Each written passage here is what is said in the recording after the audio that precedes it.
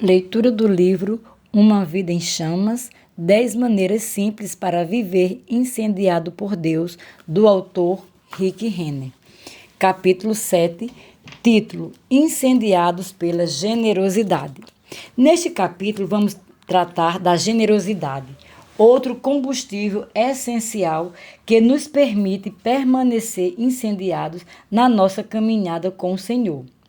É importante observar que a generosidade está dentro do conjunto da mordomia, pois tem a ver com o modo como gerenciamos os recursos ao longo de toda a nossa vida, incluindo os recursos de tempo, dinheiro e energia.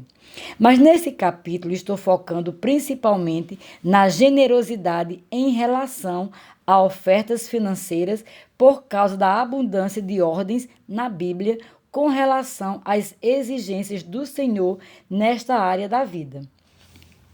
Entendo que algumas pessoas se encolhem diante da menção ao dinheiro, mas o que fazemos com ele revela muito sobre nosso estado espiritual. Um coração que está incendiado com a paixão por Deus e pelos seus propósitos é um coração generoso. Na verdade, seria correto dizer que nossa generosidade com as finanças na propagação do reino de Deus revela o quanto estamos ardendo em chamas por ele e o quanto estamos apaixonados por ele.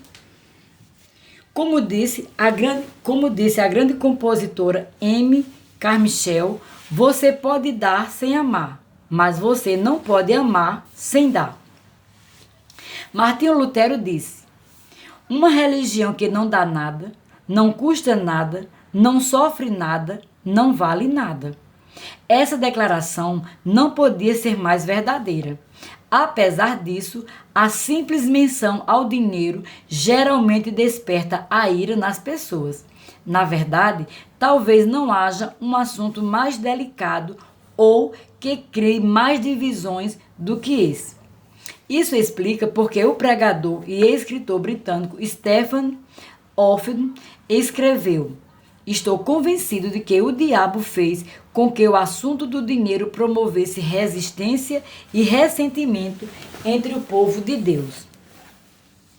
Acho interessante que muitas pessoas só ficam contrariadas com a menção ao dinheiro no que diz respeito a contribuir generosamente na igreja ou em um contexto cristão. Mas a verdade é que onde quer que você vá, alguém vai lhe falar sobre dinheiro. Por exemplo, quando você vai ao mercado e enche o carrinho com os artigos que você precisa levar para casa, o caixa lhe pede dinheiro. Quando você vai ao teatro para assistir a uma apresentação musical ou ao cinema para assistir a uma estreia empolgante, antes de receber o ingresso, o caixa lhe pede dinheiro.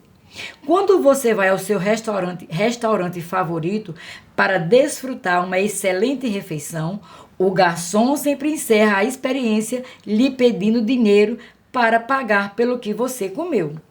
Dinheiro, dinheiro, dinheiro. Onde quer que você vá, as pessoas estão pedindo dinheiro. Então, por que achar estranho que Deus nos fale sobre dinheiro nas Escrituras? Na realidade, Deus fala sobre dinheiro ao longo de toda a Bíblia e esse foi um dos tópicos que Jesus abordou com maior regularidade. O que fazemos com o dinheiro, a maneira como gastamos, poupamos e damos revela muito sobre as nossas prioridades na vida e conta a verdadeira história do quanto somos apaixonados por Deus e pela sua igreja. Jesus disse: porque onde está o teu tesouro, aí estará também o teu coração. Mateus 6, 21. O ensinamento dele sobre esse assunto é muito claro. O que uma pessoa faz com o dinheiro revela o que está dentro do seu coração. Por exemplo, alguém pode dizer que ama o Senhor, mas se não é generoso, como o Senhor ordena, o que isso nos diz? Que essa pessoa ignora o assunto, está vivendo em desobediência ou não ama realmente o Senhor de todo o coração, alma e força. É mais fácil falar do que agir. Se uma pessoa realmente ama o Senhor, o que ela faz com o dinheiro refletirá esse amor profundo por ele. Quando uma pessoa oferta de maneira sacrificial, como o Senhor lhe pede, ela demonstra que suas palavras de amor a Deus são autênticas. Naturalmente, uma pessoa que tem pouco dinheiro pode achar difícil dar ofertas substanciais, embora, quando dê muito em proporção aos seus meios, Deus ainda vê isso como generosidade. Mas se uma pessoa tem dinheiro e não é generosa, suas palavras e seus atos não combinam. Sua expressão de amor ao Senhor não condiz com suas ofertas financeiras. Quando gasta o seu dinheiro extra em todo tipo de coisas materiais e depois coloca uns poucos trocados na sacola de ofertas, seus atos revelam a verdade de que essa pessoa ama mais seus bens e seus projetos pessoais do que ama o Senhor e sua igreja. Isso pode parecer duro, mas quando as palavras e os atos não se alinham consistentemente, o comportamento da pessoa sempre diz a verdade. Imagine um homem que diz que ama a esposa, mas nunca lhe dá dinheiro ou algum presente especial para demonstrar esse amor. Mas, de algum modo, esse mesmo homem consegue encontrar dinheiro para ir pescar, comprar um ingresso para um jogo de futebol, treinar na academia com os amigos e assim por diante. Então, ele diz à esposa que não tem dinheiro para fazer o que ela quer. Os atos desse marido revelam, sem que ele diga uma só palavra, que ele ama mais a si mesmo do que a esposa. Como essa mulher se sente quando o marido age assim com ela continuamente? Ele pode dizer: amo você quantas vezes quiser, mas ela sabe que, na verdade, ele ama a si mesmo. O que o marido faz com o dinheiro dele conta a verdadeira história do que importa para ele. Jesus deixou claro em Mateus 6,21, que onde está o tesouro de uma pessoa, isto é, o valor que ela dá ao dinheiro no seu coração e o que ela faz com o dinheiro, revela verdadeiramente onde está seu coração. Assim, se você quer saber onde seu coração está, siga seu dinheiro e você descobrirá. Porque o dinheiro realmente diz a verdade. Isso pode parecer simplista, mas anos de experiências me provaram, vez após vez, que a palavra de Jesus são verdadeiras. Ao seguir o dinheiro de uma pessoa, você descobrirá o que é e o que não é importante para a vida dela. A generosidade fluía no ministério de Jesus. Quando escreveu sobre a responsabilidade do cristão de ofertar com generosidade, D.L. Moody disse: quando Deus deu Cristo a este mundo, ele deu o melhor que tinha. E ele quer que façamos o mesmo. E não somente Deus Pai deu sacrificialmente, como Jesus também era alguém que dava com generosidade. Jesus ensinou sobre a generosidade aos discípulos, que então transmitiram o espírito de generosidade diretamente para os primeiros cristãos na igreja primitiva. Por causa das palavras registradas em Atos 10:38, sabemos categoricamente que Jesus era alguém que ofertava de modo sacrificial. Como Deus ungiu a Jesus de Nazaré com o Espírito Santo e com poder, o qual andou por toda parte fazendo bem e curando a todos os oprimidos do diabo, porque Deus era com ele. A maioria das pessoas foca na parte deste versículo que descreve o ministério de cura e libertação de Jesus, os quais são ambos, é claro, verdadeiros e muito importantes. Mas há algo mais nesse versículo que também é muito significativo e eu mesmo negligenciei isso por muitos anos. Estou falando sobre a frase que diz que Jesus andou por toda parte fazendo bem. A expressão fazendo bem é uma tradução da antiga palavra grega euergetel, que denota um benfeitor, um filantropo, alguém que sustenta financeiramente obras de caridade ou uma pessoa que usa seus recursos financeiros para suprir as necessidades de pessoas em situação de desvantagem. Essa palavra era usada somente para retratar a provisão de alimento, roupas ou de algum outro artigo para suprir uma necessidade física ou material. Assim, o emprego dessa palavra em Atos 10:38 significa enfaticamente que uma parte do ministério de Jesus compreendia suprir as necessidades físicas e palpáveis das pessoas que estavam de algum modo em posição de desvantagem. Naturalmente, sabemos que Jesus realizou milagres sobrenaturais de provisão, como a vez em que multiplicou 5 pães de cevada e 2 peixes para alimentar uma grande multidão de pessoas. Vê João 6, do 1 ao 13. Entretanto, a palavra eugetel, em Atos 10:38, nos diz que seu ministério também fornecia ajuda natural e material para pessoas necessitadas. Ao ler os 4 evangelhos, fica evidente que o ministério de Jesus recebia recursos financeiros que vinham de diversos lugares.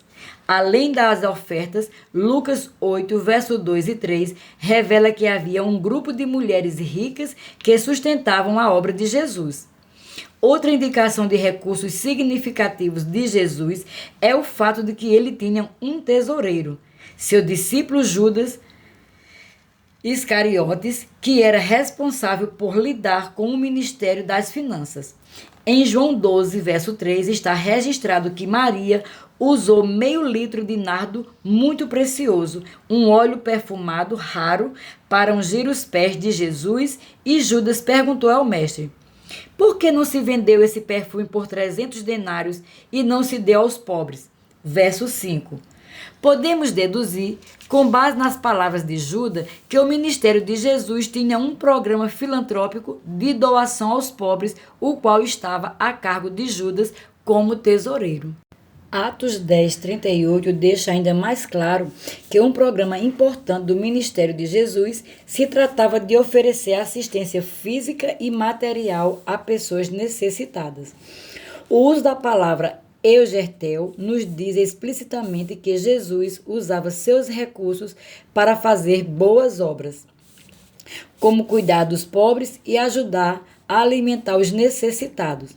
Assim, ele deu o exemplo para nós hoje, a fim de sermos generosos financeiramente. Ainda em Atos 10:38, Lucas mencionou o aspecto filantrópico do ministério de Jesus com relação ao seu ministério de cura. Na mesma frase, o Espírito Santo estava transmitindo a mensagem de Deus, a mensagem de que Deus está tão interessado em ser generoso financeiramente para dar alívio às pessoas e reverter as condições de falta e pobreza, quanto em curar sobrenaturalmente ou restaurar a integridade aos corpos dos enfermos.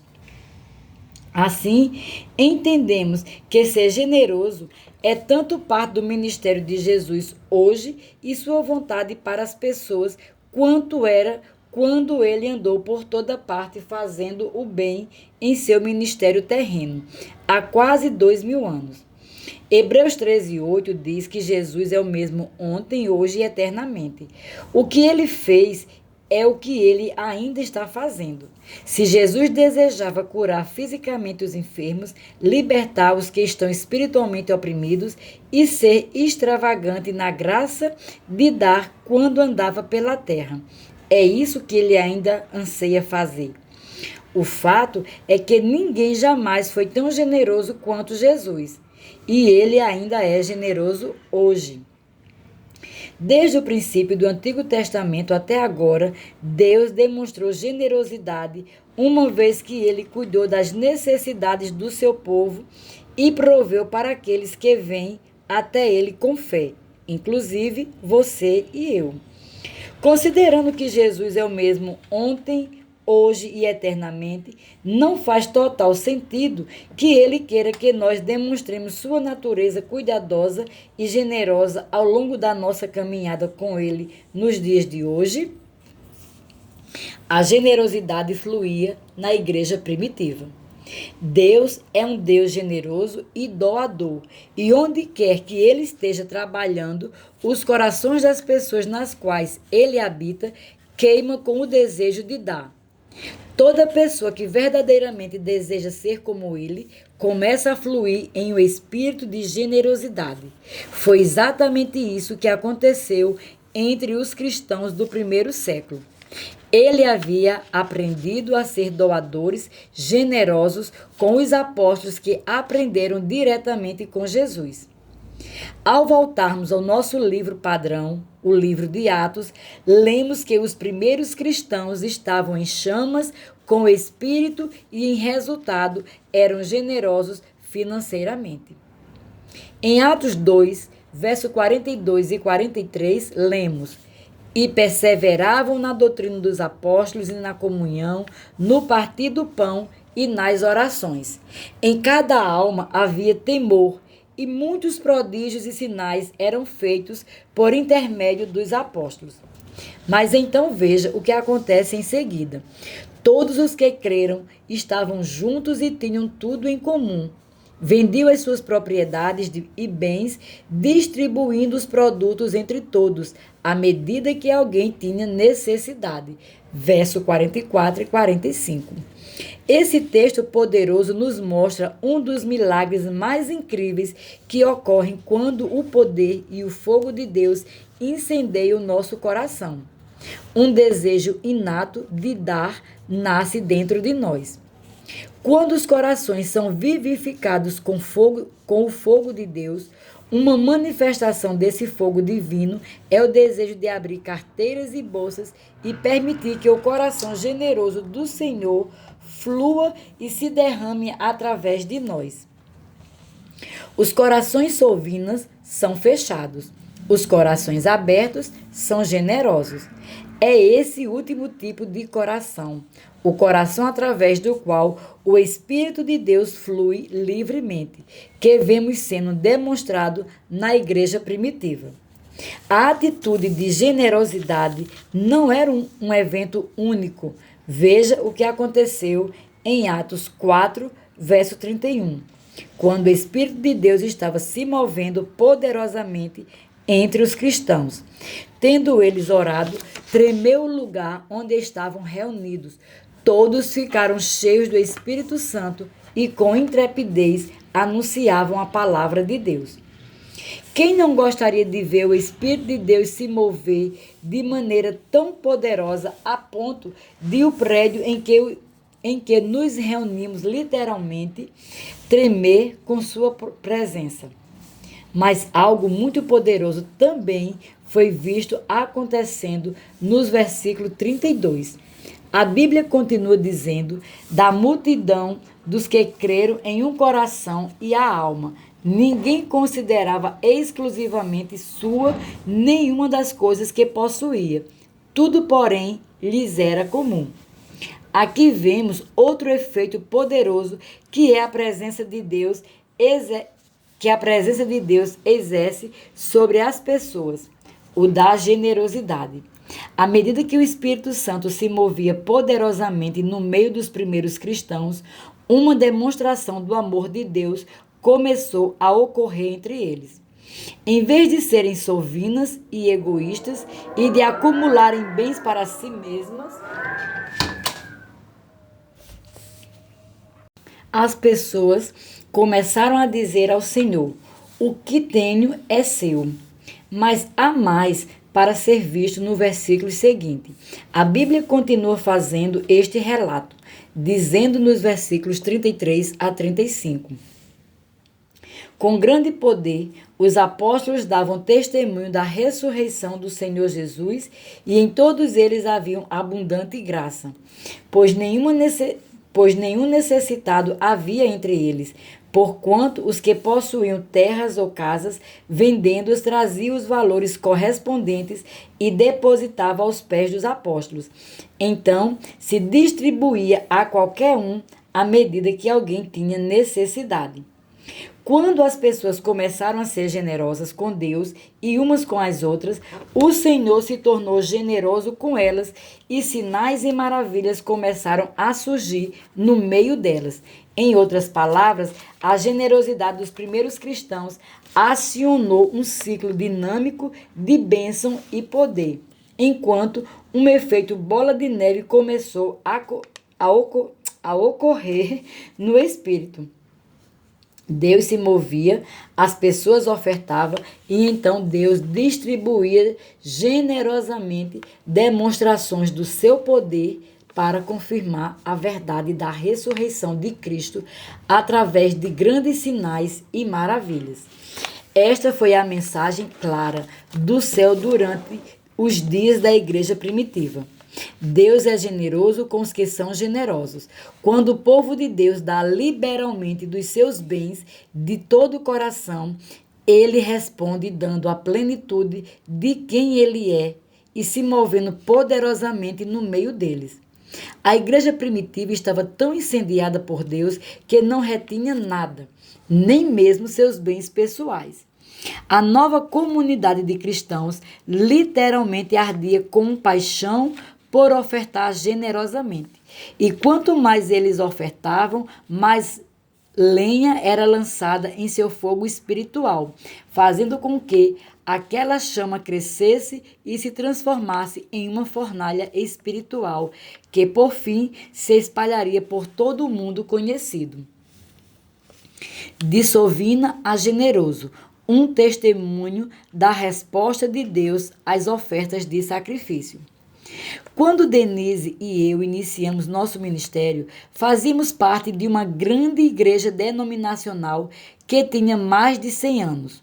O pastor começou a pregar e a ensinar sobre a necessidade de nos tornarmos generosos nas ofertas. A princípio, as pessoas não gostaram, mas o pastor continuou ensinando firmemente.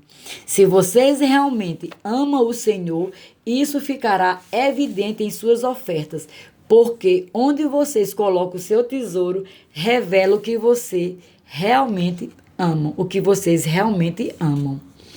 Deus começou a derramar sua graça sobre aquela congregação, à medida que ela crescia no entendimento de que seus membros passassem a ser generosos.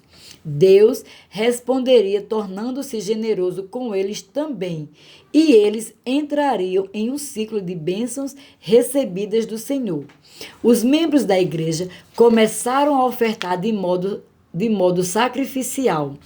Era notável ver as pessoas darem ofertas maiores do que jamais haviam sonhado ser possível. Então, algo milagroso aconteceu.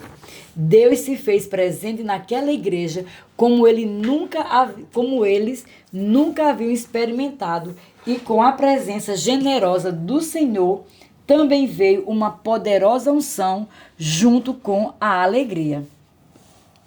O poder de Deus se derramou naquela igreja como nunca antes.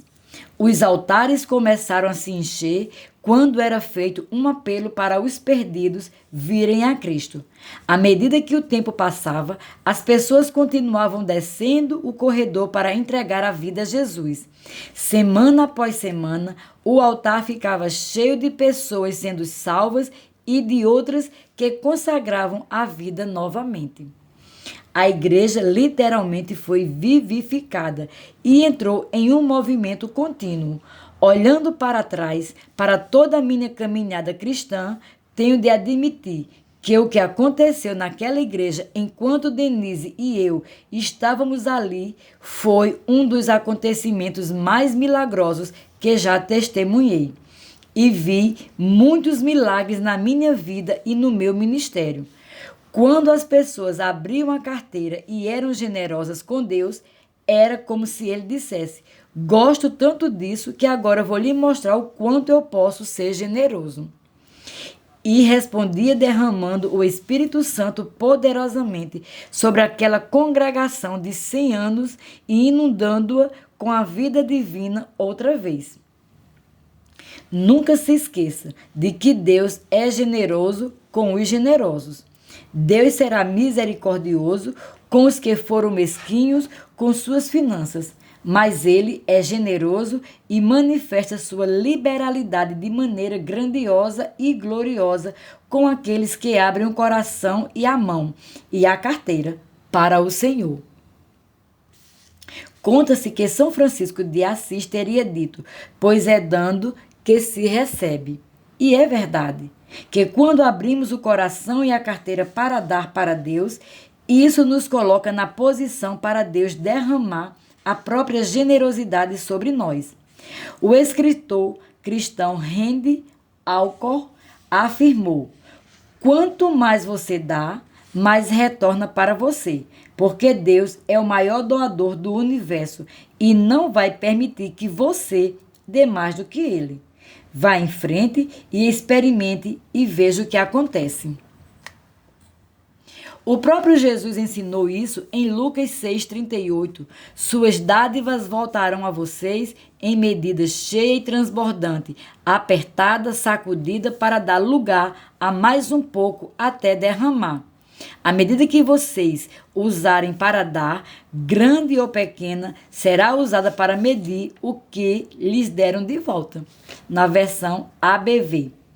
Isso significa que se você tem um coração generoso e dá de acordo com ele, Deus será generoso com você.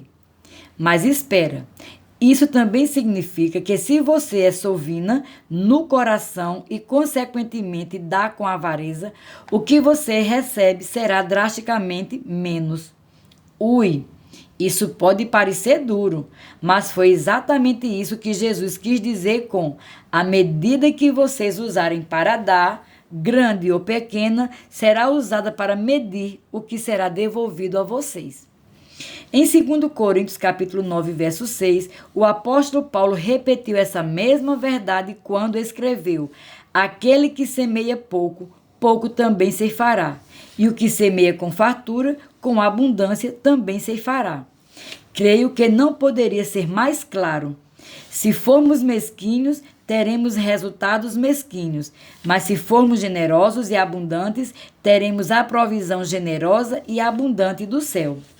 Quer dizer que se um indivíduo ou uma igreja for mesquinho com Deus, essa pessoa ou congregação vai colher uma colheita escassa. Mas aqueles que são generosos com Deus colherão abundantemente. Temos a promessa dele sobre isso. Ver Lucas, capítulo 6, verso 38. Ele a estabeleceu como uma lei espiritual, na qual podemos confiar como absolutamente verdadeira. Vejamos o exemplo do Mar Morto. Ele é morto porque a vida flui para dentro dele, mas não há saída para a água fluir para fora dele.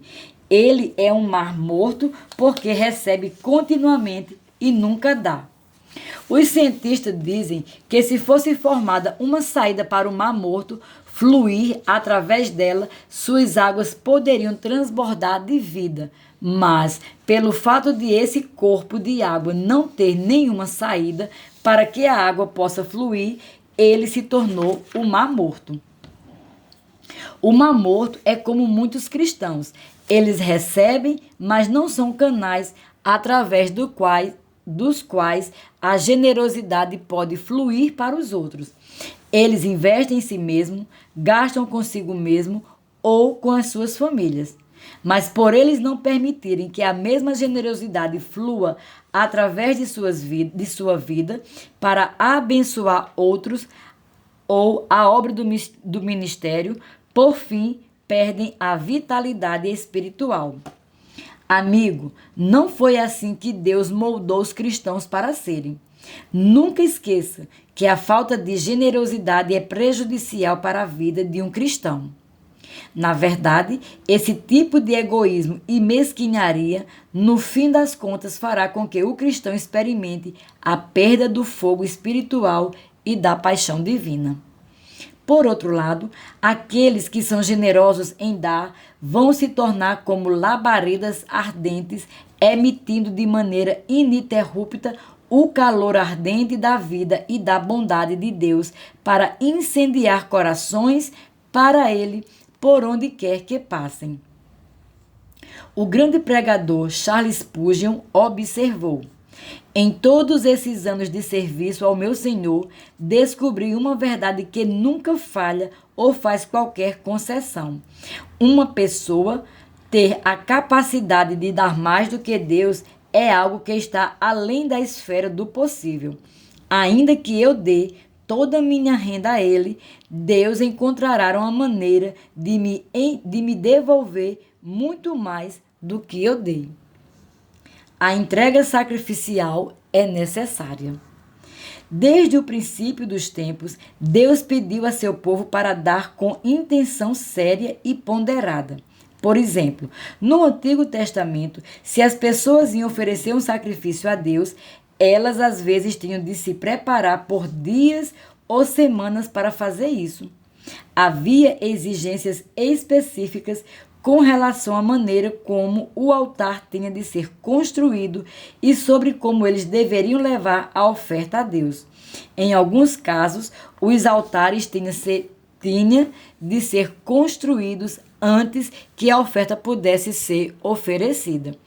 Edificar um altar significava que pedras tinham de ser coletadas, medidas e preparadas cuidadosamente antes que pudessem se tornar parte do altar.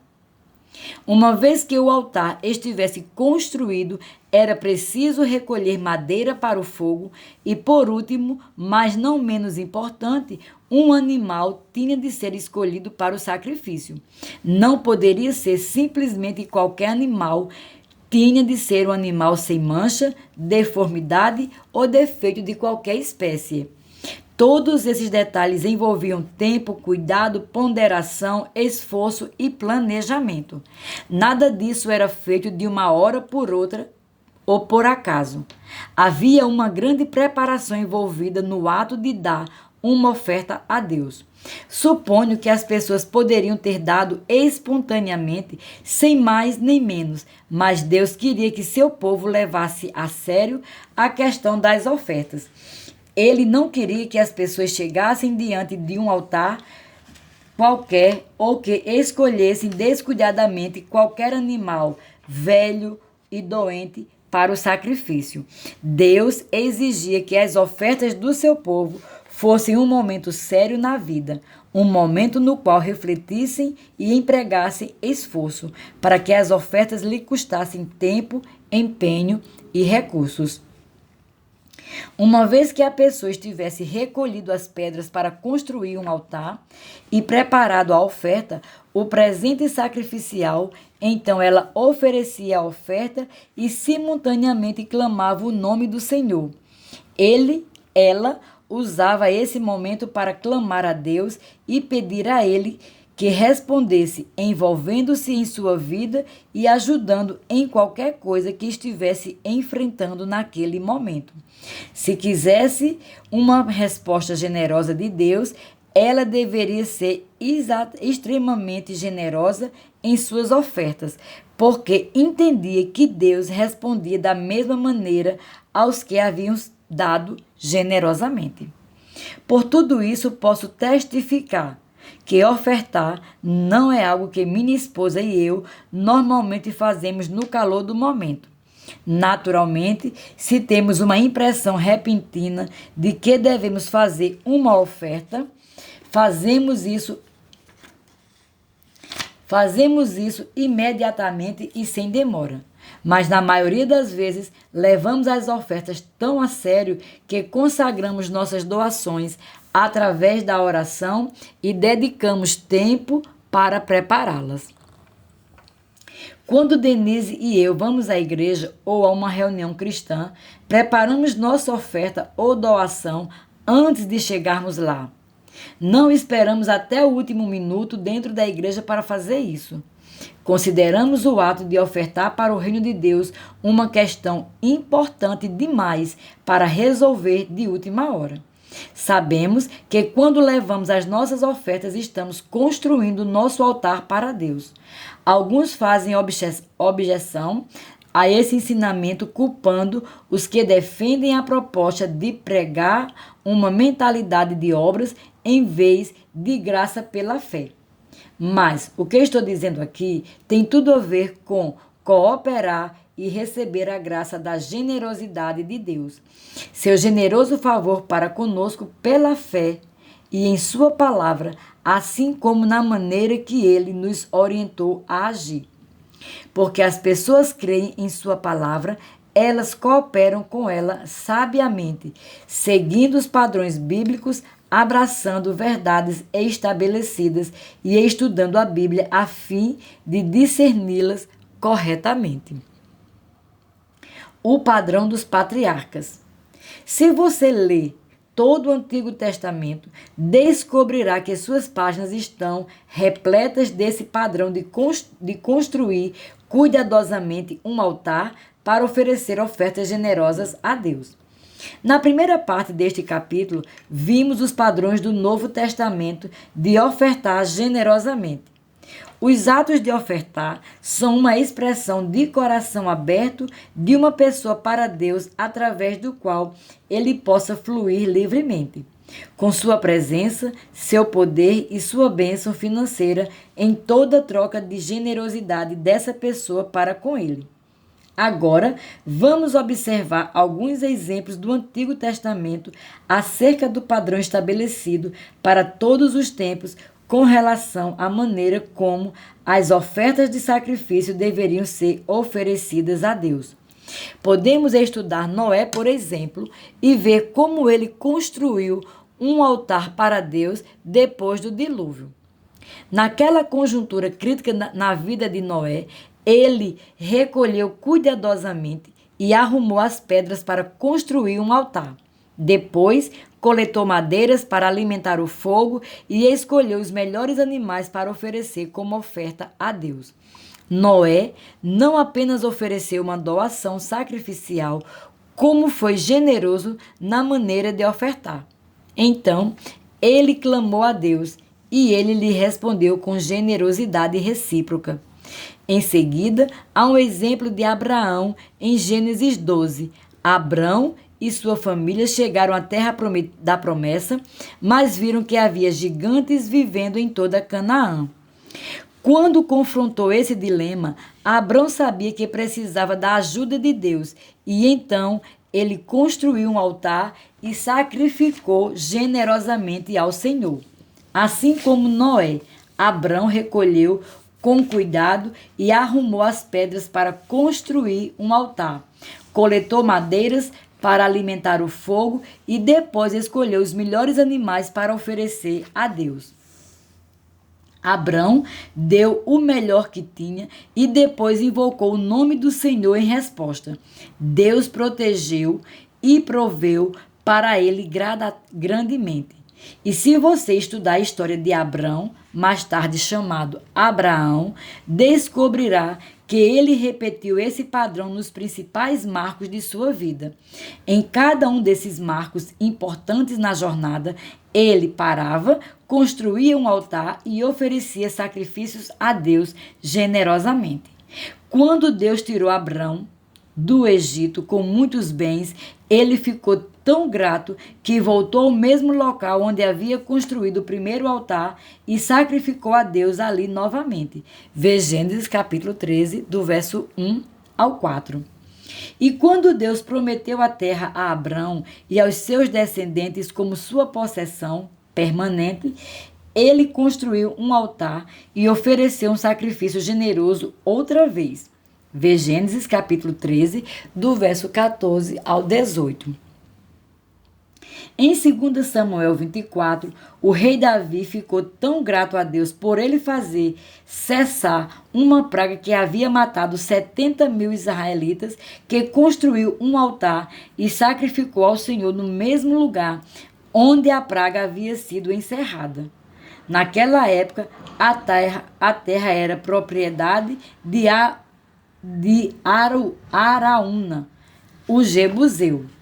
Quando Araúna ouviu que Davi queria comprar a terra para construir um altar e sacrificar a Deus, ele disse a Davi: tome e ofereça ao rei, meu senhor, o que bem lhe parecer. E aí os bois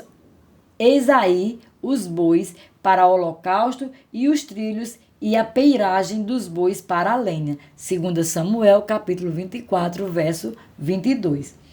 Por melhor que fosse a oferta, Davi disse a ele: não ofereceis ao Senhor meu Deus holocausto que não me custe nada. 2 Samuel, versículo 24, verso 24. Na essência, Davi disse: eu não darei uma oferta ao Senhor que não me custe nada. A Bíblia continua nos informando que assim Davi comprou a eira e pelos bois pagou 50 ciclos de prata. Edificou ali Davi ao Senhor um altar e apresentou holocaustos e ofertas pacíficas. 2 Samuel, capítulo 24, verso 24 e 25. Davi entendia perfeitamente que se quisesse dar alguma coisa a Deus, precisava ser algo que lhe custasse alguma coisa ou não seria um bom sacrifício. O bispo católico romano Fulton J. Sheen, também orador e escritor, disse: nunca meça sua generosidade pelo que você dá, mas sim pelo que lhe sobra. Muitas vezes damos o que é confortável dar, e isso com frequência não se qualifica realmente como um sacrifício. C.S. Lewis disse: não acredito que uma pessoa possa definir o quanto deva dar. Temo que a única regra que seja dar mais do que podemos poupar. Em outras palavras, se nosso gasto com confortos, luxos, diversões, etc., se equiparar ao padrão comum entre os que ganham a mesma renda que nós provavelmente estamos dando muito pouco. Se nossas caridades não nos constrangem nem nos incomodam em nada, devo dizer que elas são pequenas demais. O rei Davi ofertou de maneira tão extravagante naquele dia que Deus foi com ele. E mais tarde, Davi ficaria sabendo que a terra que os comprou de Araúna foi designada por Deus como um lugar exato, onde Salomão construiria o templo tempos depois, o local geográfico mais santo da terra. Esses versículos sobre o rei Davi são muito importantes porque eles revelam a atitude de coração correta que devemos ter no que se refere às nossas doações como ofertas de sacrifício a Deus. O que damos a Ele deveria ser como sacrifício, o que significa que deveria nos custar alguma coisa. Deus não precisa do nosso dinheiro, dos nossos recursos e das nossas doações. Mas quando ofertamos generosamente com um coração de adorador, isso demonstra nosso amor a Ele. Como disse Charles Spurgeon, dar é amar de verdade. As ofertas sacrificiais e as respostas magníficas de Deus.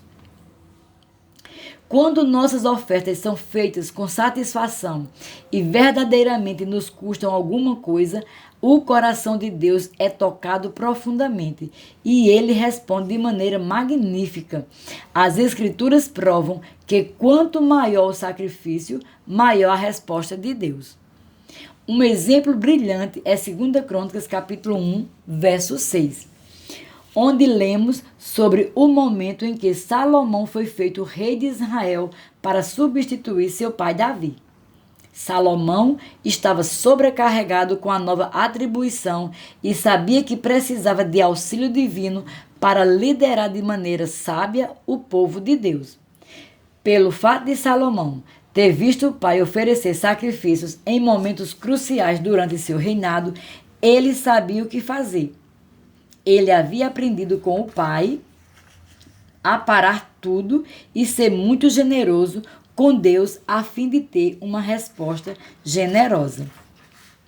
2 Crônicas, capítulo 1, verso 6 diz: Salomão ofereceu ali sacrifícios perante o Senhor sobre o altar de bronze que estava na tenda da congregação e ofereceu sobre ele 1000 holocaustos.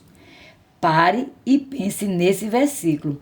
Em um único dia, Salomão ofereceu 1.000 ofertas queimadas a Deus. Realizar tal empreendimento em um único dia significava que ele teve de planejar por semanas, possivelmente até meses antes. Os animais tinham de ser escolhidos entre os melhores de toda a terra. Depois tinham de ser reunidos, transportados até o local do sacrifício e preparados antes de serem oferecidos no altar do Senhor. Fazer isso exigia uma quantidade extra de trabalhadores e sacerdotes. Portanto, a oferta de Salomão requereu muita organização, esforço e despesa. Para oferecer tantos sacrifícios em um único dia, ele teve de investir muita reflexão, tempo e dinheiro. Tudo isso foi feito com base em um coração generoso para honrar a Deus e invocar seu nome. Em todos os aspectos, Salomão ultrapassou todos os limites naquele dia. Mas ele precisava da resposta generosa de Deus, de modo que ofertou generosamente. E como Deus reagiu a tudo isso? A resposta de Deus está registrada em 2 Crônicas, capítulo 1, verso 7. Naquela mesma noite apareceu Deus a Salomão e lhe disse: pede-me o que queres que eu te dê. Deus ficou tão tocado pela oferta bem planejada e generosa de Salomão que não perdeu tempo em responder. Na mesma noite, Deus apareceu a Salomão e lhe ofereceu qualquer outra coisa que ele desejasse. Mais tarde, 2 Crônicas, capítulo 7, vemos o rei Salomão e os líderes de Israel reunidos para uma dedicação do templo. Quando Salomão terminou de orar, o versículo 1 nos diz: tendo Salomão acabado de orar, desceu fogo do céu e consumiu o holocausto e os sacrifícios, e a glória do Senhor encheu aquela casa. Salomão, mais uma vez, sentiu uma profunda necessidade de ter a ajuda de Deus, lembrando-se da grandiosa resposta de Deus da vez anterior, quando ele deu uma oferta generosa. Salomão fez isso novamente, só que dessa vez ele foi ainda mais generoso e sacrificial na oferta de 2 Crônicas, capítulo 7, verso 5. Diz: ofereceu o rei Salomão em sacrifício 22.000 bois e 120.000 ovelhas. Assim, o rei e todo o povo consagraram a casa a Deus. A oferta de Salomão é quase impensável. Como é humanamente possível sacrificar 22.000 bois e 120.000 ovelhas, tudo em um só dia? Certa vez, jantei com o proprietário de um enorme rancho que incluía um matadouro onde o gado era abatido, preparado e embalado para o mercado. Enquanto ele e eu discutíamos sobre o sacrifício de Salomão, ele disse: mesmo com toda a tecnologia e maquinário que temos hoje, é praticamente impossível abatermos tantos animais em um único dia. Assim, a oferta de Salomão naquele dia não foi uma ideia de última hora. Trazer esse tipo de oferta generosa ao Senhor exigia um planejamento cuidadoso, preliminar e uma enorme quantidade de tempo, energia, trabalho e organização. Essa foi verdadeiramente uma expressão extravagante de adoração. E assim, como Salomão foi generoso com Deus, a Bíblia mostra que Deus respondeu de modo semelhante, sendo muito generoso com ele. 2 Crônicas, capítulo 7, verso 2 nos diz: de noite apareceu o Senhor a Salomão e lhe disse: ouvi a tua oração e escolhi para mim este lugar para a casa do sacrifício. Salomão havia descoberto o princípio de ofertar. Ele sabia que se fosse generoso com Deus, Deus seria generoso com ele. Salomão mais tarde registraria essa lei espiritual em Provérbios capítulo 3, do verso 9 a 10, que diz: Honra o Senhor com os teus bens e com as primícias de toda a tua renda, e se encherão fartamente os teus celeiros e transbordarão de vinho os teus lagares. Essa foi a experiência de Salomão. Ele sabia que se realmente honrasse a Deus com sua riqueza, Deus do mesmo modo se moveria poderosamente em seu favor. Semelhante a isso, se nós realmente amamos a Deus e queremos que Ele nos responda com abundância, precisamos ser generosos no que entregamos a Ele.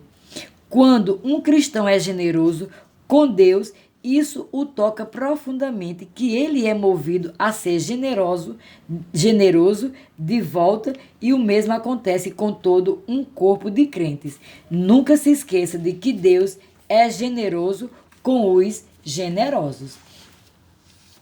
As palavras de Deus sobre ofertas em Malaquias. Um dos textos mais importantes sobre ofertar corretamente encontra-se no livro de Malaquias. Nessa passagem da Bíblia, descobrimos que Deus ouve as conversas que acontecem entre seu povo e ouve até o que eles pensam. Aparentemente, os pensamentos e os atos dos israelitas revelavam a Deus que eles estavam cansados de ofertar de modo sacrificial. O fato de o coração deles ter se afastado das ofertas era uma indicação de que eles mesmos estavam se afastando do Senhor. E Deus os chamou para prestar contas. Oferecereis sobre o meu altar pão imundo e ainda perguntais: em que te havemos profanado? Nisto que pensais, a mesa do Senhor é desprezível. Quando trazei animal cego para o sacrificardes, não é isso mal? E quando trazeis o coxo ou o enfermo, não é isso mal? Ora, apresenta-o ao teu governador, acaso terá ele agrado em ti e será formidável? Aliás, e será favorável?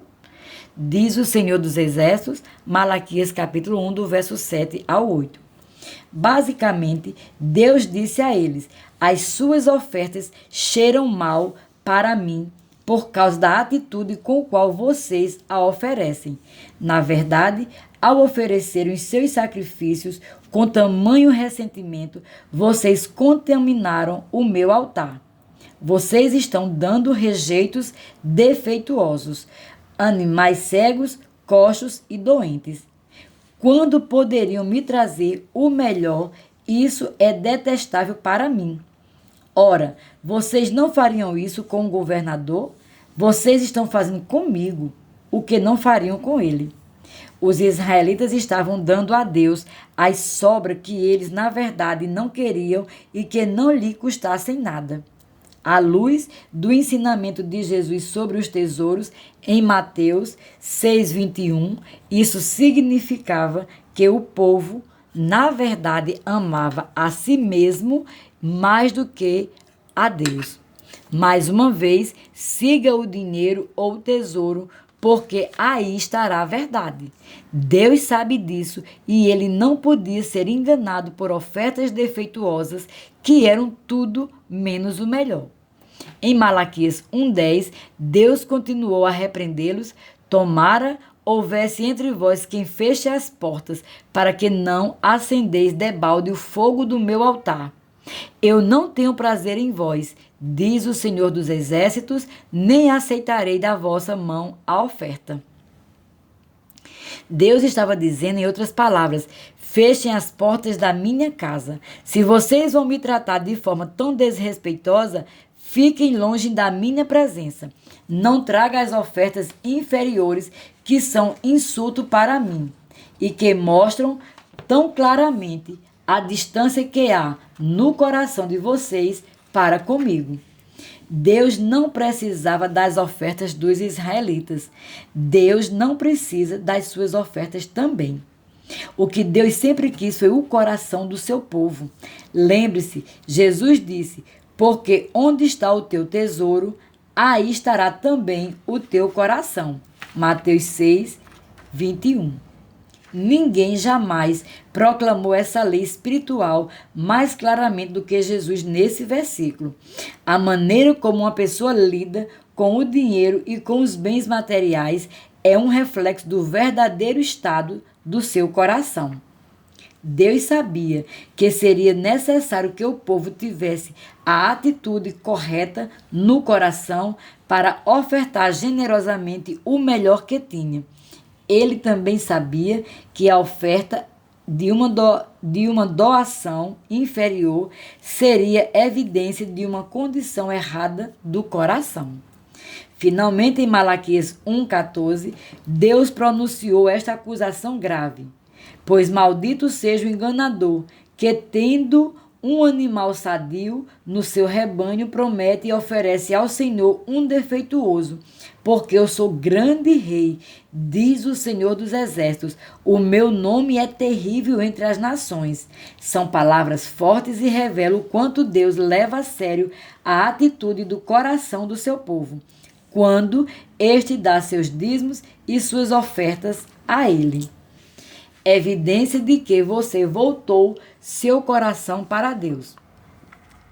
Enquanto escrevo, posso quase ouvir algum leitor pensando: se eu dei menos que o melhor a Deus no passado, como posso me redimir agora? A resposta de Deus a esta pergunta está escrita claramente em Malaquias 3, versos 7 e 10. Aliás, do verso 7 ao 8, onde ele disse aos ofensores o que eles precisavam fazer para consertar as coisas com ele. Ele sabia que alguns dos que estavam ouvindo desejariam reparar seus erros.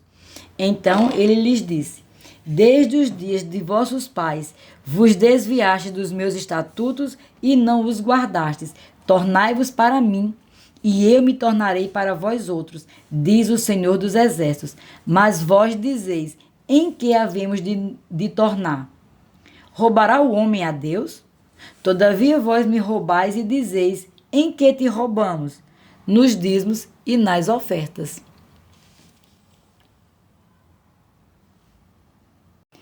As pessoas estavam roubando de Deus o que pertencia a ele por direito. Em Malaquias 3,9, o Senhor declarou que por causa do coração errado e dos consequentes atos incorretos do povo, eles haviam se colocado debaixo de uma maldição imposta por si mesmo. Com maldição sois amaldiçoados, porque a mim me roubais vós, a nação toda. É importante entender que quando roubamos de Deus o que pertence a Ele, isso nos remove da dimensão de suas bênçãos e nos lança em uma dimensão onde começamos a colher coisas negativas. Os versículos citados não diz que Deus traz uma maldição, mas que sugere que por nos recusarmos a obedecer aos princípios de Deus, nós nos retiramos das bênçãos que do contrário seriam nossas. Esse pode ser um princípio espiritual que se aplica à nossa própria caminhada pessoal com Deus. Se você vem apresentando dificuldades financeiras ou outras em sua vida, o problema pode ser porque você se retirou de modo não intencional da esfera da bênção de Deus. Em consequência, você está experimentando os efeitos do acesso que o inimigo teve à sua vida. Entenda que esse tipo de tribulação pode ser imposto por você mesmo por causa de um coração errado ou de uma atitude errada. Se optou por não dar o dízimo a Deus, o qual biblicamente pertence a Ele, você se retirou do lugar da bênção divina. Mas Deus oferece amorosamente a solução para esse problema em Malaquias 3,10. Trazei todos os dízimos à casa do tesouro, para que haja mantimento na minha casa e me provai nisto, diz o Senhor dos Exércitos. Se eu não vos abrir as janelas dos céus e não derramar sobre vós bênçãos sem medidas, em outras palavras, Deus promete a cada pessoa: se querem fazer as coisas direito, vocês precisam colocar o dinheiro na mesa. Naturalmente, nem toda dificuldade, luta ou problema financeiro significa que o coração da pessoa é errado ou mesmo que seus atos são errados. O inimigo vai se opor a todas as bênçãos prometidas em nossa vida e contenderá com elas. Precisamos estar dispostos a agarrar firmemente a promessa de Deus para as finanças e a contender pela sua manifestação. Bem, como a obedecer alegremente à ordem de Deus de sermos generosos e ofertarmos? Mais uma vez, o que fazemos com o nosso tesouro revela o que está em nosso coração. Poderíamos dizer que, aos olhos de Deus, as cordas do nosso coração estão tão conectadas com nossos recursos que, quando damos ou gastamos do nosso bolso, nosso coração de fato segue nossas escolhas na maneira como gastamos e distribuímos a riqueza que está à nossa disposição. Assim, se você cometeu um erro nesta área da vida, arrependa-se por isso. Comece a agir mostrando que você leva a sério e está em um relacionamento reto com Deus na área das ofertas. Quando você passar a ofertar ou voltar à prática anterior de fazê-lo fielmente, comece com a quantidade mínima que Deus exige. Se necessário, depois cresça na graça de dar até se tornar extravagante em suas ofertas a Deus. Nunca tenha medo de dar em demasia.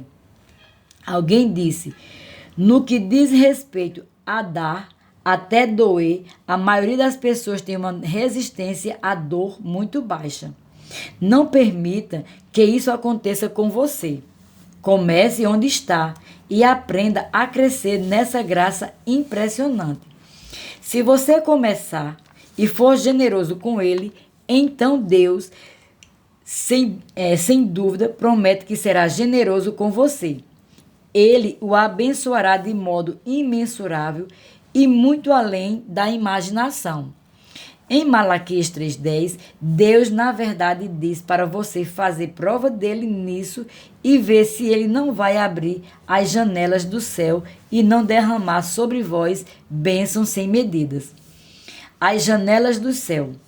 O que são as janelas do céu e o que acontece quando elas são abertas? As janelas ou as comportas do céu aparecem diversas vezes na Bíblia, especialmente em Gênesis 7:11, no Salmo 78, verso 23, e em Malaquias 3:10. Toda vez que essas janelas ou comportas do céu se abrem, coisas milagrosas acontecem e algum tipo de bênção é derramada. E quando a Bíblia menciona janelas no plural, isso significa mais abundância. A primeira menção às comportas do céu na Bíblia está em Gênesis capítulo 7, verso 11. No ano 600 da vida de Noé, aos 17 dias do segundo mês, nesse dia romperam-se todas as fontes do grande abismo e as comportas dos céus se abriram, e a chuva começou a cair. Na verdade, caiu tanta chuva através desse portal ao longo de 40 dias e noites que Gênesis 7:19 relata. Prevaleceram as águas excessivamente sobre a terra e cobriram todos os altos montes que haviam debaixo do céu. Para entender melhor a importância das janelas dos céus, é necessário lembrar como o maná desceu para os filhos de Israel. Aproximadamente 2 meses depois que os israelitas saíram do Egito, seus suprimentos de comida começaram a se esgotar e as provisões foram racionadas. Enquanto o estômago deles doía, pedindo por alimento, eles sonhavam com a comida que havia deixado para trás no Egito e começaram a reclamar e a murmurar entre si. Na sua insatisfação, eles até acusaram Moisés de conduzi-los ao deserto para matar toda a congregação de fome. Ver Êxodo 16, verso 3. Embora Deus tivesse libertado os filhos de Israel do cativeiro do egípcio, eles demonstraram ingratidão e falta de fé. Mas, apesar da atitude ingrata, Deus veio em socorro deles mais uma vez e disse a Moisés: Eis que vos farei chover do céu pão. Êxodo 16, verso 4. O teólogo John Gill escreveu: Eles eram um povo ranzinza, rebelde e ingrato, mas o Senhor tratou disso de maneira bondosa e generosa.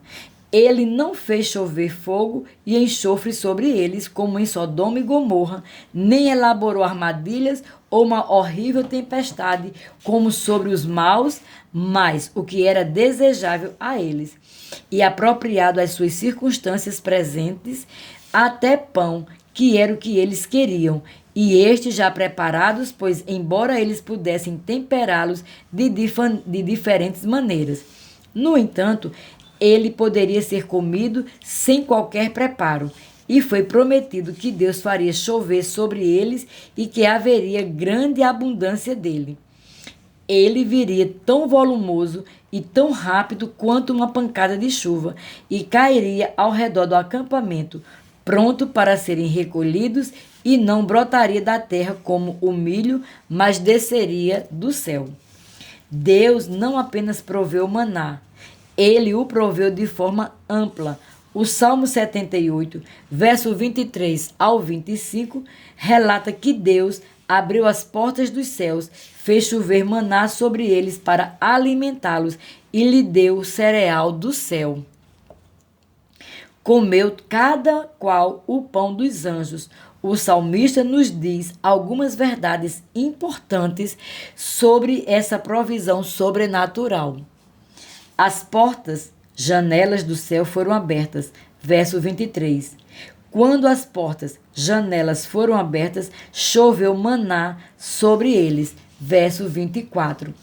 Em primeiro lugar, o salmista disse que quando o maná caiu, as portas, janelas do céu foram abertas. A expressão porta do céu se refere às janelas do céu. Um portal celestial que se abre segundo uma ordem de Deus. Em segundo lugar, o salmista relatou que quando esse maná começou a cair, ele choveu. Isso mostra que quando o portal do céu se abre, seja o que for que passe por ele, vem em uma medida superabundante. A literatura rabínica afirma que o maná caía com tamanha abundância todos os dias que ele se espalhava por mais de 2.000 cúbitos quadrados, sendo um cúbito aproximadamente equivalente a 40 e 50 centímetros. Com uma profundidade de 50 e 60 cúbitos, se era assim, então a provisão do maná para um dia teria sido suficiente para alimentar os filhos de Israel por 2.000 anos. É impossível saber exatamente quanto maná desceu através do portal durante aqueles 40 anos, mas podemos fazer uma estimativa aproximada. Se a população israelita era de cerca de 3 milhões de pessoas, conforme cálculo de estudiosos da Bíblia, estima-se que eles teriam necessitados de 4.500 toneladas de maná todos os dias. Se eles recolhessem esse volume de maná diariamente por 40 anos, significa que uma quantidade estimada de 65 milhões e 700 mil toneladas de maná apareceu sobrenaturalmente no chão ao longo desse período. Se os moradores de sua cidade acordassem amanhã e encontrassem 4.500 toneladas de maná nutritivo, recém-assado, caído por toda a cidade, gratuitamente para qualquer um que quisesse recolher e levar para casa. Isso seria uma sensação mundial. Cientistas viriam de todo o mundo para estudar o fenômeno, jornalistas escreviam sobre isso e todos os principais noticiários cobriam a história. Entretanto, para os filhos de Israel, esse milagre era um evento diário que ocorreu por 40 anos, enquanto as janelas do céu permaneceram abertas para eles. Uma geração inteira de crianças pequenas nasceu durante esse período e cresceu pensando que era normal 4.500 toneladas de maná aparecerem todas as manhãs sem qualquer explicação. Vê Êxodo, capítulo 16, verso 35. Finalmente, uma janela aberta no céu é prometida em Malaquias 3:10, aos que trazem todos os dízimos à casa de Deus, levando em consideração os primeiros exemplos das janelas ou portas do céu e o que acontece quando elas são abertas, podemos ver de novo que Deus promete derramar poderosamente suas bênçãos sobre os que dão suas ofertas. A terra foi coberta com chuva durante o tempo do dilúvio, quando as comportas dos céus se abriram. Toneladas de maná caíram mais tarde através desse portal celestial ao longo de 40 anos. E assim como a abundância sempre era derramada através dessas janelas, quando eram abertas, Deus promete abrir uma janela sobre os doadores generosos hoje e derramar com abundância bênçãos imensuráveis sobre os que dão voluntariamente a Ele o dízimo ou a 10ª parte de toda a sua renda. E Ele promete fazer isso com tanta abundância que eles não terão sequer espaço suficiente para acomodar tudo. Então, em Malaquias 3:11, Deus promete fazer ainda mais do que isso por aqueles que dão voluntariamente sua renda. Além de derramar bênção, Ele promete: por vossa causa, repreendei o devorador, para que não vos consuma o fruto da terra. A vossa vida no campo não será estéril, diz o Senhor dos Exércitos. Em outras palavras, Deus está dizendo ao seu povo: se vocês abrirem a mão para dar, eu abrirei a boca para repreender o devorador em seu favor. A promessa de Deus é que no instante em que abrimos a mão para dar o dízimo de toda a renda que Deus nos dá, Ele abrirá a boca para repreender o diabo para aqueles que dão. Deus promete literalmente que dirá ao diabo: afaste-se dessas pessoas porque elas são dizimistas. Mais sobre a atitude de Jesus com relação ao dinheiro. Alguém pode alegar: todos os versículos que você mencionou são do Antigo Testamento e foram ditos para pessoas que estavam debaixo da lei. Mas, como mencionei anteriormente, o dinheiro foi um dos principais tópicos que Jesus abordou durante seu ministério terreno. Por exemplo, em Lucas 21, do verso 1 ao 4, vemos Jesus no templo observando como as pessoas ofertavam e o que elas davam. O versículo 1 diz: estando Jesus a observar, viu os ricos lançarem suas ofertas no gasofilácio. Jesus estava ali perto para observar o que as pessoas ofertavam e como elas faziam isso. Ele viu os homens ricos lançando ofertas casualmente no caixa de ofertas. Parece que eles faziam isso de qualquer jeito, sem nenhuma fé da parte deles. Mas a história continua no versículo 2, quando Jesus viu também certa viúva pobre lançar ali 2 pequenas moedas. A palavra pobre nesse versículo é o grego penichos, que retrata uma pessoa que vive na miséria. A moeda retrata a menor moeda de bronze, de menor valor, representada pela moeda daquela época. Aos olhos naturais, parecia que aquela mulher dera muito pouco. Mas quando Jesus observou seu ato de ofertar, ele disse aos discípulos: verdadeiramente vos digo que esta viúva pobre deu mais do que todos, porque todos estes deram como oferta daquilo que lhe sobrava. Esta, porém, da sua pobreza, deu tudo o que possuía, todo o seu sustento. Versículo 3 e 4. Para aquela viúva, 2 moedas eram uma soma enorme de dinheiro, porque os recursos dela eram muito escassos. Na verdade, Jesus ficou tão impressionado com a enormidade de sua fé e com o tamanho da sua oferta, diante do que ela tinha para dar financeiramente, que ele parou e chamou a atenção deles para o que aquela mulher havia feito. Embora a viúva mal tivesse o suficiente para sobreviver, ela deu mais do que todos. Essa frase indica que, em comparação, todas as ofertas das pessoas ricas naquele dia juntas não se equiparavam ao que a pobre viúva dera ao Senhor naquele dia. Jesus disse que os ricos deram daquilo que lhes sobrava, que é a palavra grega perisseu, descrevendo excesso. Em outras palavras, os ricos nem tocaram a superfície da própria fortuna com a quantia que deram, de modo que ofertaram sem muito sacrifício pessoal. Mas a viúva deu da sua pobreza, que é uma tradução da palavra grega usterema, que se refere à última quantia de dinheiro que alguém possui. Não havia sido necessária nenhuma fé para os homens ricos darem suas vultuosas ofertas, mas foi preciso uma grande fé para a viúva dar aquelas 2 moedas.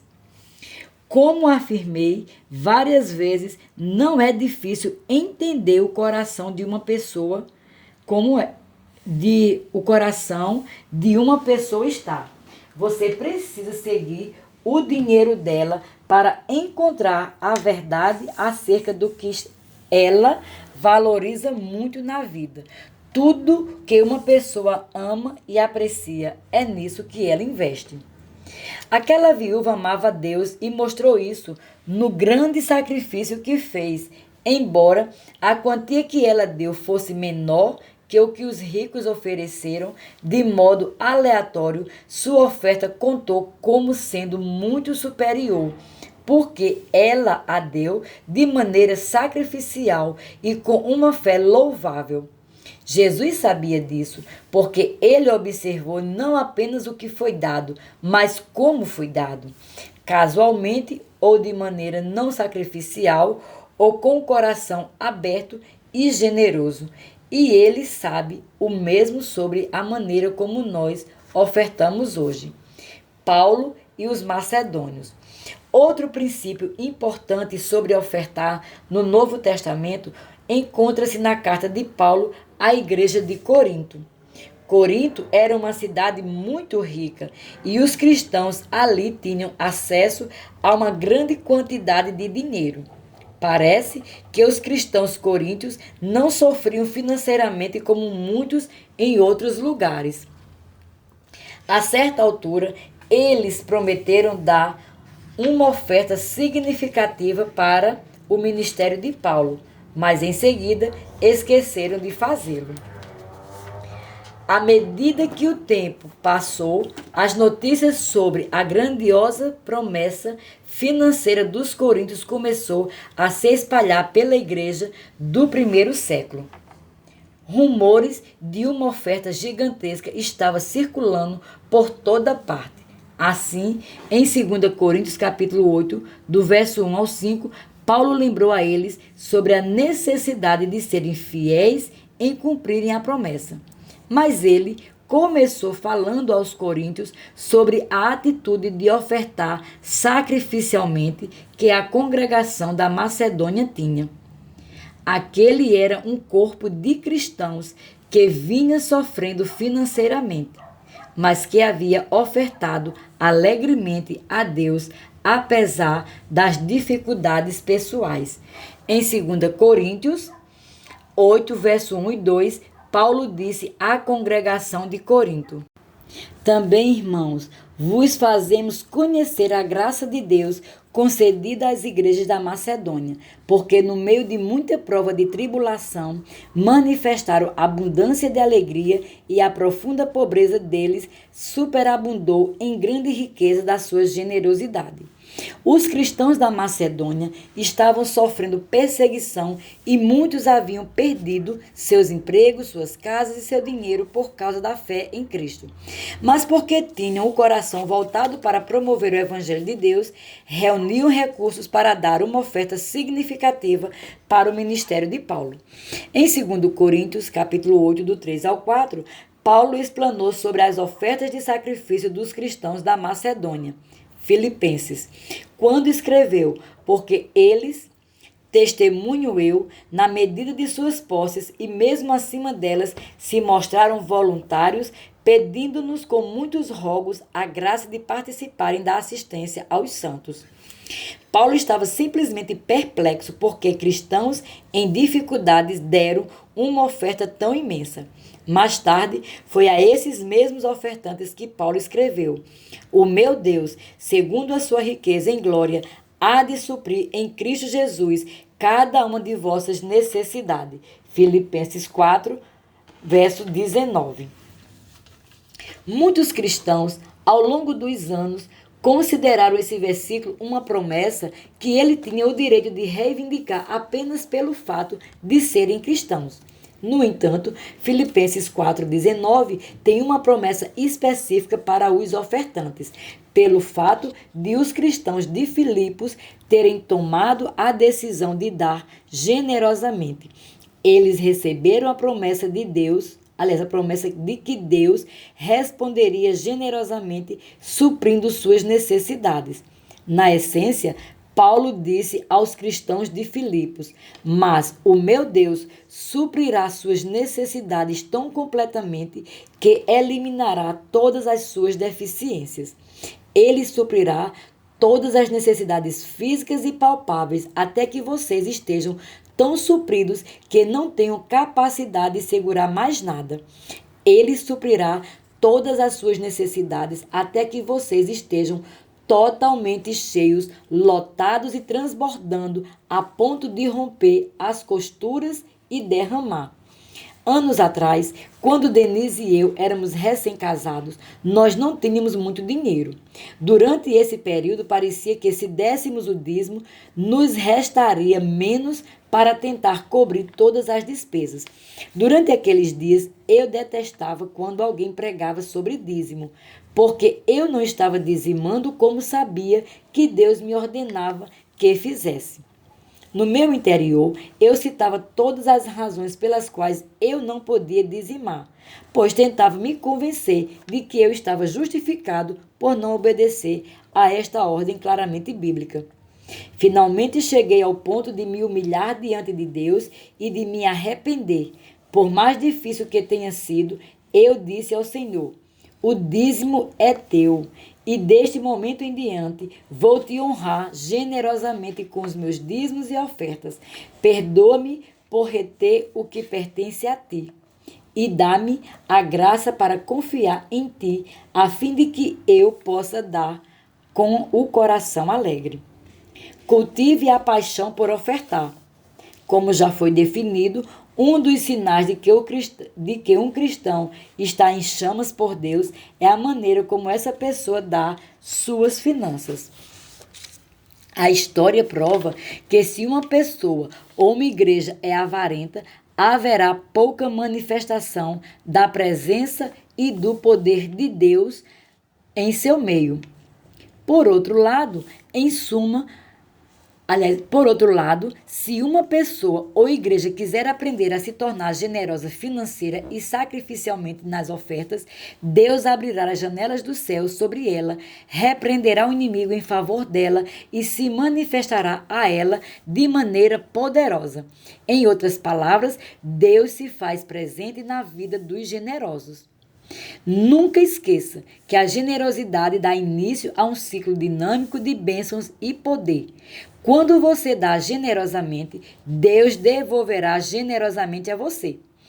Ele derramará sua presença e seu poder, abrindo as janelas do céu sobre a vida dos que dão liberal e sacrificialmente para sua obra. João Crisóstomo, um pai da igreja primitiva, escreveu: as coisas em si não permanecem, mas os feitos delas sim. Portanto, não devemos ser maus e calculistas com o que temos, mas devemos dar com a mão generosa. Essas palavras são muito poderosas. Coisas materiais têm vida curta, mas quando as usamos para o propósito eterno, elas duram para sempre. Foi por isso que Martinho Lutero disse: segurei muitas coisas em minhas mãos e perdi todas elas, mas tudo que coloquei nas mãos de Deus eu ainda possuo. E você? Então, você é generoso com Deus, semeando sacrificialmente e sem reservas na obra do reino? Caso não seja, esta é a oportunidade de começar. E quanto à sua igreja? Ela é generosa em apoiar ministérios e missões que estão levando o evangelho aos confins da terra? Se não, esta é a oportunidade de começar a orar para que ela possa se tornar uma igreja que oferta voluntária e alegremente na boa terra desses ministérios. Em consequência, Deus será cada vez mais generoso em abençoar sua igreja. William Carey, o famoso missionário batista à Índia, enfatizou: fui jovem e agora sou velho, mas nenhuma vez testemunhei a falha de Deus em suprir minha necessidade quando ofertei primeiro para a propagação da sua obra. Ele nunca falhou em sua promessa. Lembre-se, Deus responde à generosidade com generosidade.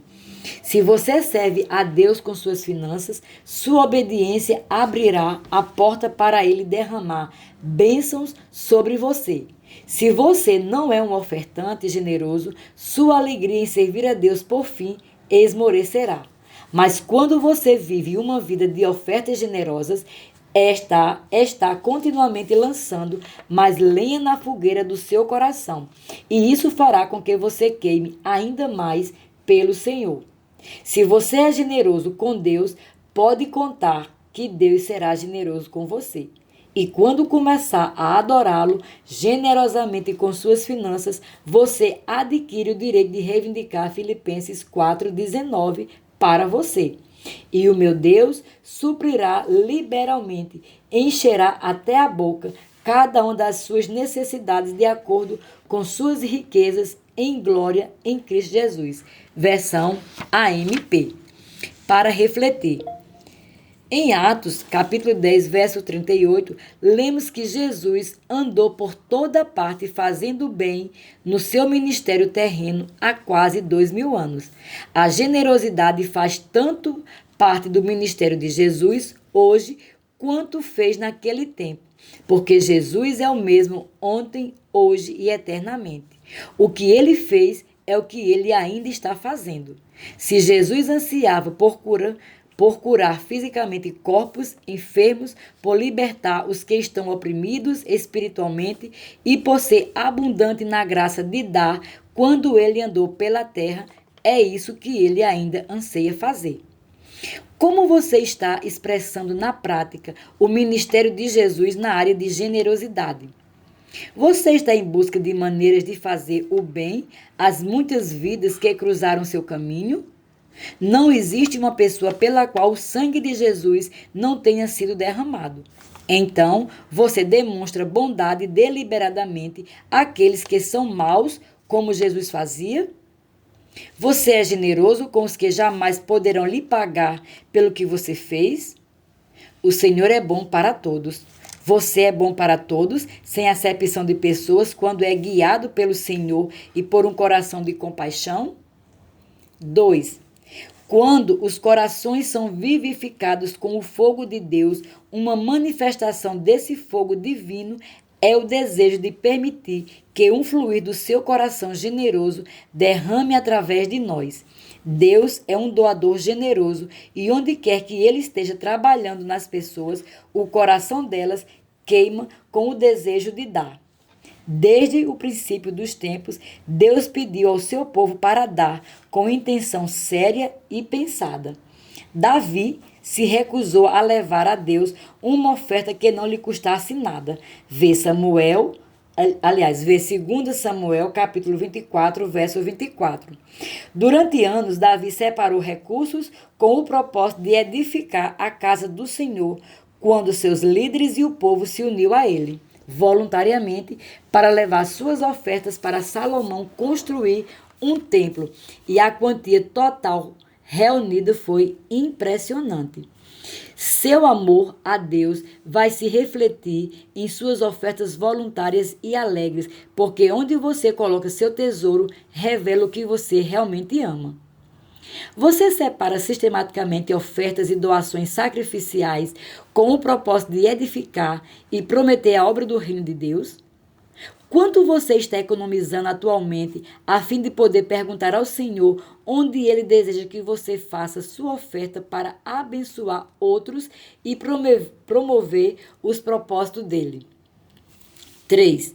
Sua generosidade é determinada não por quanto você dá, mas por quanto lhe resta. Jesus definiu a viúva que deu as últimas moedas, as menores moedas disponíveis naquela época, como aquela que deu mais. Consistência, sinceridade e generosidade tocam o coração de Deus, que é o doador mais generoso de todos. Você nunca pode dar mais do que ele, mas você pode capturar a atenção dele pela maneira como você oferta e pelo motivo da oferta. E a razão do coração por trás da oferta que determina seu valor realmente duradouro. Você dá a Deus ofertas que refletem a entrega de tudo o que você é simplesmente para engrandecê-lo por quem ele é? Sua generosidade apaixonada e alegre e sua honra ao Senhor chamam a atenção dele? Se não, o que você pode fazer para mudar isso? E aqui concluímos o capítulo 7.